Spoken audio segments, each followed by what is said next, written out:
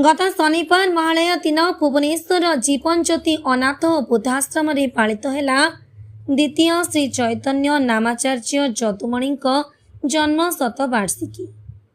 1925 मसीहा महालय दिन जन्मित ए महापुरुषों 100तम जन्मतिथि पालन अवसर में एक राज्यस्तरीय सारस्वत समारोह आयोजित होता।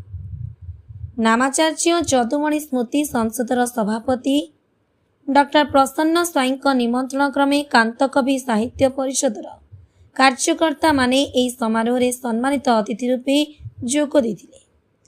ए अनुष्ठान उपदेष्टा श्रीजुक्त दीनरंजन पाढ़ी महोदय को सभा परिचालना करने पई आमंत्रित करा जायतिला। अनुष्ठान सभापति डॉक्टर श्रीकांत पंडा, प्रतिष्ठाता तथा संपादक डॉक्टर अमूल्य कुमार सेनापति और कार्यकारी सभापति तथा राज्य संयोजक श्रीजुक्त विश्वनाथ किंकर राउत मध्य सारस्वत समारोह रे स्वरचित कविता पाठ करने सह नामाचार्य जदुमणि स्मृतिचारण करथिले।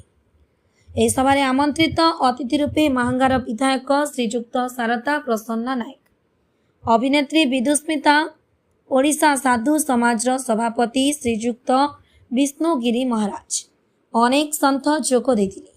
समस्तंक कर कमल कांतकवि लक्ष्मीकांत महापात्र रचित और श्रीजुक्त पाढ़ी द्वारा संपादित कांत साहित्य मालार लोकार्पण करा जायतिला। विधायक श्रीजुक्त नायक महोदय तथा सम्मानीय विष्णुगिरी महाराज कांतकवि साहित्य परिषदर कांत कवि को ओडिशार घरे घरे पहुंचाइबा भली सत् प्रयास को भूयसी प्रशंसा करिथिले।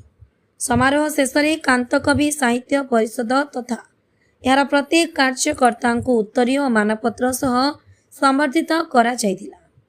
भद्रक जिलार सुब्रजित पाल रिपोर्ट, ओडिशा 24 खबर।